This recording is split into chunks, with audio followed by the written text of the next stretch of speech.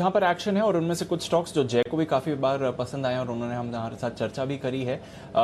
Coffee space या T and coffee stocks, यहाँ पर आपको एक्शन भरपूर बनते हुए दिख रहा है, स्पेशली जो कॉफी बनाने वाली कंपनीज हैं या जो उनकी पैकेजिंग और सेलिंग करती हैं। आइए जानते हैं क्या चल रहा है इस स्पेस में आशीष के साथ। आशीष, एक और कमोडिटी लिंक्ड स्पेस है, बताएं कॉफी यूनिवर्स में क्या नए अपडेट्स आते हुए दिख रहे हैं। बिल्कुल दीपांशु, कमोडिटीज में तेज उछाल देखा जा रहा है और अब आप कॉफी की कीमतें देखिए, पिछले एक हफ्ते में देखेंगे तो 6%, और फिलहाल जो कीमतें चल रही हैं अब वो करीब करीब 4 साल के उच्चतम स्तर पर हैं।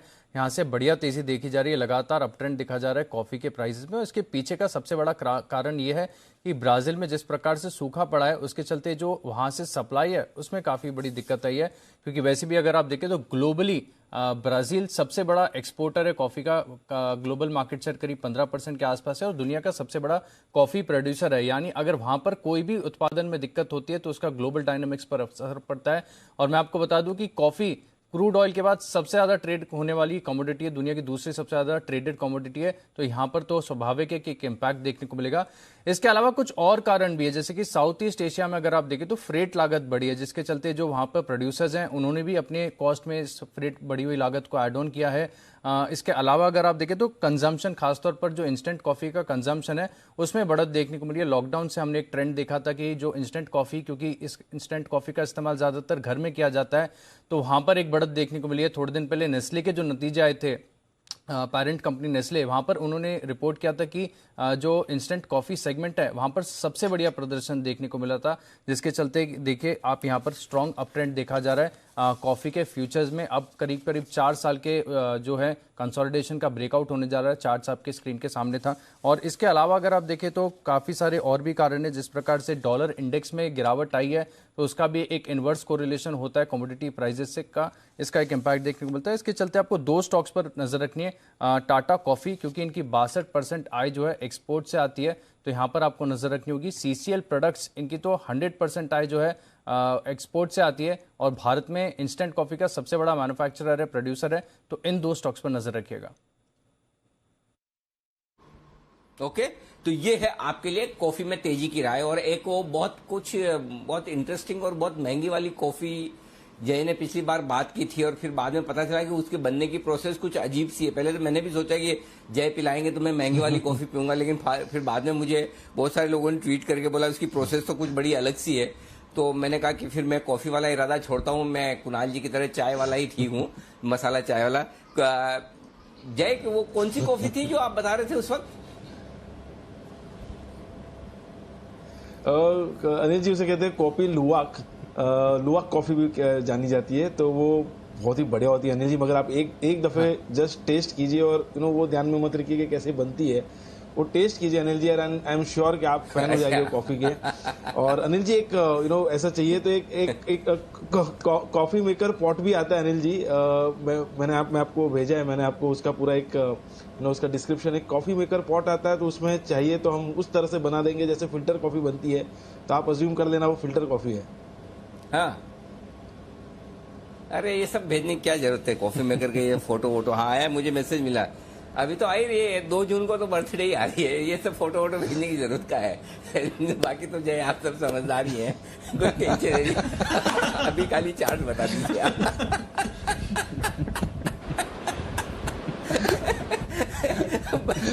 बताइए टाटा कॉफी के चार्ट्स।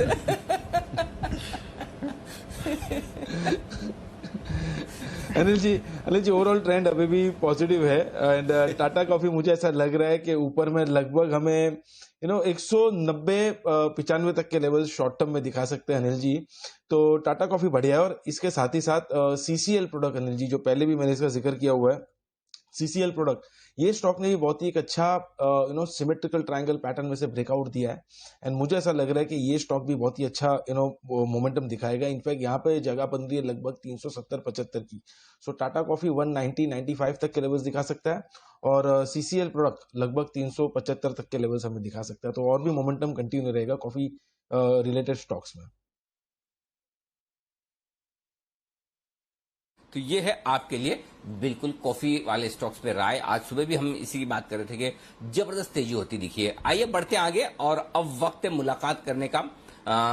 हमारी एक्सक्लूसिव खबर भी आने वाली है और सेठी साहब भी आने वाली है। दोनों में से पहले कौन आ चुका है? पहले कौन है चेक कर लेते हैं। और इस वक्त सेठी साहब पहले आ चुके हैं, तो फास्टेस्ट फिंगर फर्स्ट में सेठी साहब निकले आगे। सेठी साहब के लिए बिगुल सदाबहार सेठी साहब की शॉर्ट टर्म पिक्स आने की तैयारी में है। तब तक बाजार 15,040 पर सपोर्ट लेकर वापस ऊपर जाने की कोशिश कर रहा है, तो सही वक्त है एक बार सेठी साहब से ले ली जाए उनकी पिक्स बिगुल।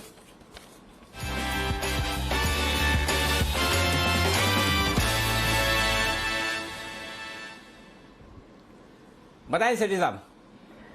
Good afternoon Anil ji. दो स्टॉक्स हैं, एक कैश मार्केट का और एक फ्यूचर्स का, दोनों में खरीदारी करनी है। अनिल जी, जो आज का मेरा कैश मार्केट का स्टॉक है, एक डिफेंसिव सेक्टर से पिक किया है। आईटी स्टॉक है, एक छोटी साइज की आईटी कंपनी है। स्टॉक का नाम है न्यूजेन सॉफ्टवेयर, जो कि अभी 345-46 के लेवल पे ट्रेड करता है। एक मिड कैप आईटी कंपनी है जिसका मार्केट कैप करीबन 2400 करोड़ का ही है।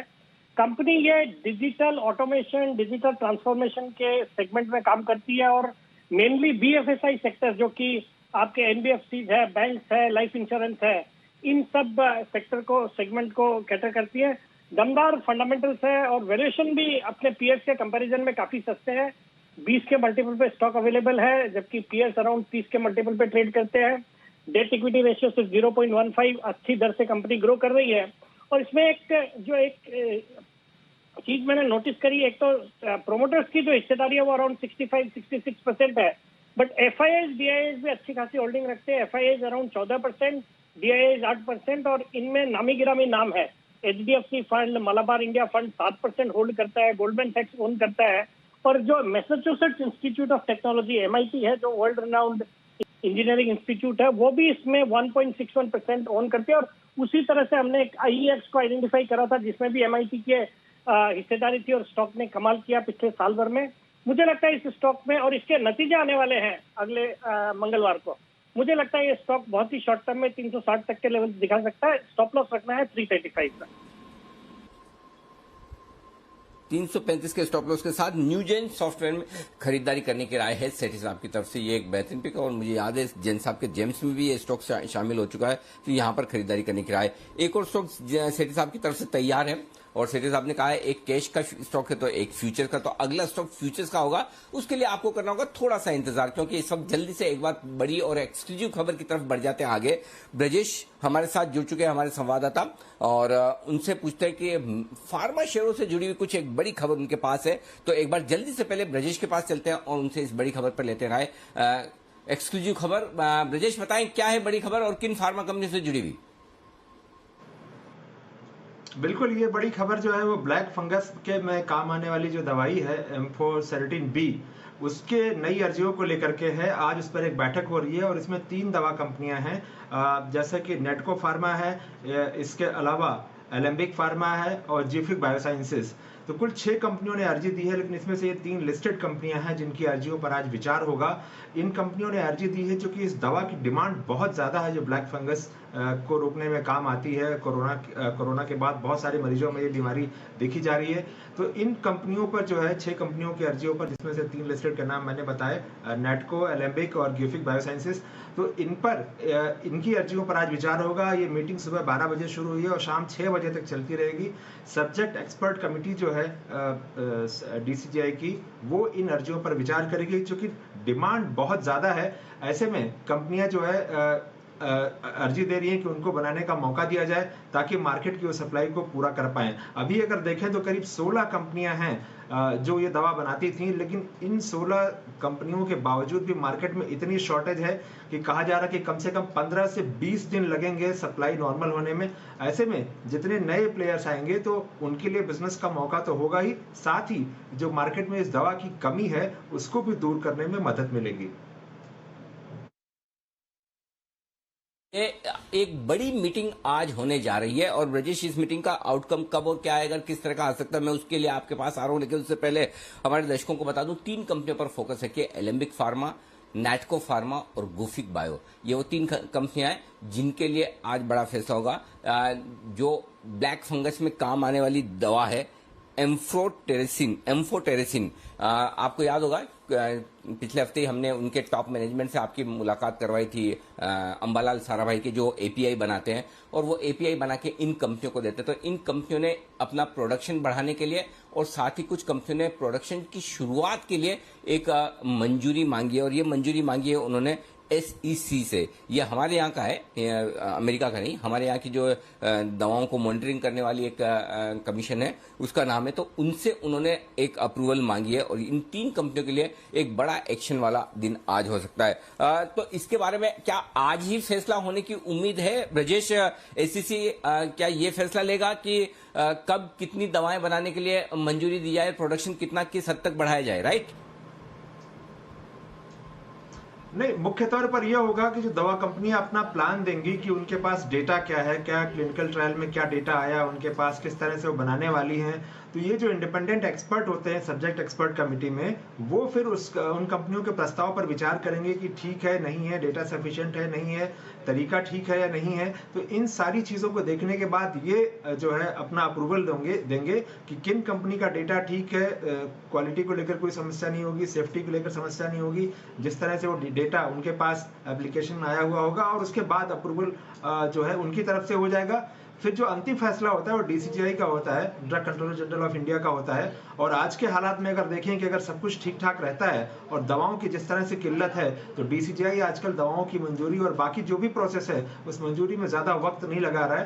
अगर सेफ्टी पैरामीटर पे सब कुछ ठीक ठाक है तो बहुत जल्दी जो है मंजूरी दी जाती है आजकल। बिल्कुल, तो ये है आपके लिए बड़ी और एक्सक्लूसिव खबर जी बिजनेस की तरफ से आती हुई है। और नेटको फार्मा, एलेम्बिक फार्मा और गुफिक बायो, ये 3 स्टॉक है जिनके लिए बड़ी खबर। और एलेम्बिक फार्मा का स्टॉक बड़ी तेजी से एक्शन में आता हुआ दिख रहा है। जरा इसके चार्ट्स वागले साहब जल्दी से देखिए। एलेम्बिक फार्मा के चार्ट्स 960 रुपए के आसपास, और तब तक IOC के नतीजे भी आ रहे हैं। आप चार्ट देखकर तैयार रखें, तब तक मैं नतीजे एक बार पढ़ लेता हूं। दमदार मुनाफे का आंकड़ा आता दिख रहा है, 8,780 करोड़ का मुनाफा। अनुमान था 5,350 करोड़ का, तो अनुमान से कहीं बेहतर IOC के नतीजे दिख रहे हैं। किरण जी अपने चार्ट तैयार रखिएगा, क्योंकि अभी भी आपने इस पर खरीदारी की राय भी दी थी। IOC के नतीजे पहली नजर में अनुमान से काफी बेहतर नजर आ रहे हैं। बाकी डिटेल्स भी हम रखेंगे आपके सामने। तब तक एक बार किरण जी जल्दी से चार्ट बताइए IOC के। अनिल जी, अभी ट्रेलिंग स्टॉप लॉस आपको 106 रुपए 50 पैसे पे कर लेना चाहिए, और जैसे मैंने कहा कल तक 113, 115 के लेवल्स देखने को मिल जाने चाहिए। ओके, 113, 115 के लेवल्स मिल जाने चाहिए। हाँ, तो एलेम्बिक फार्मा, वागले साहब चार्ट बताएं।